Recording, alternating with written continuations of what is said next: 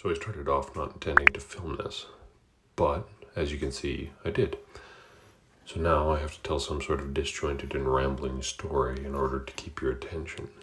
So the headboard and footboard are made from red oak, and that Padauk inlay matches the curve cut into the headboards. In order to install the hardware to connect the bed rails to the headboard and footboard, I made a quick jig. You can use the hardware itself to set that cut width on your table saw.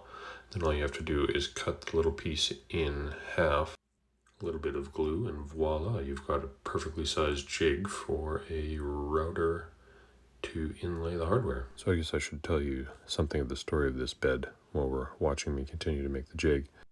She who must be obeyed was tired of other people having nice beds while we slept in a Ikea bed. So she requested this for Christmas of last year, and I promptly had it half finished for Valentine's Day. And because it was taking me so long to complete, I was cursed by the gods of slowness and lost the orientation of my jig, and as a result I put the first mortise in the wrong spot. So I was forced to inlay a piece to fill the gap. I usually inlay things so they're a little bit flush, and then I bring them down to flush with a hand plane. I find it makes a nice clean joint that way. And then a quick go over with the random orbit sander, and nobody except for me and about the 4 people who will end up watching this video will know that there's a mistake there. And that is how you repair it.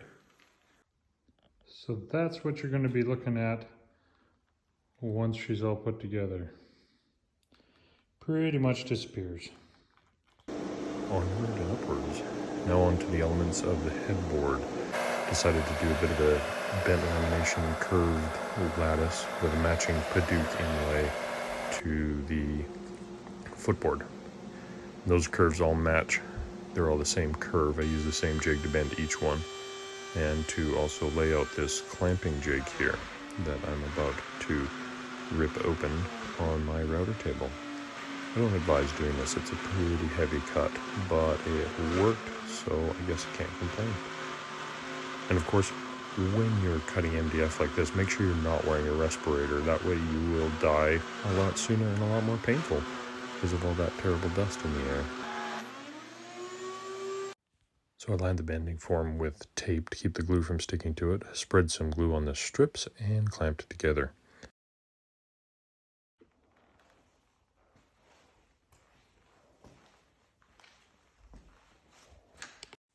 I lost the footage of me dovetailing in the pieces into the headboard. You can trust me, they were immaculate and there was no mistakes whatsoever. And there she is, assembled and in final profile. Now all there is left to do is hours of sanding and finishing. I don't know about you guys, but I really kind of like the look of red oak with the Osmo Raw on it. There's always that bit of paranoia the first time you assemble something. Did I mess it up? Is it going to look like what I thought it would look like? It looks pretty close to what I envisioned, I think. At least that's what I tell myself.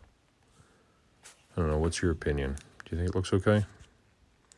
And here's the final beauty shots. So you can click away now, because everybody does.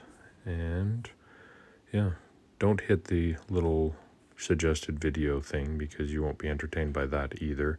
And definitely don't subscribe because this was actually kind of a terrible video.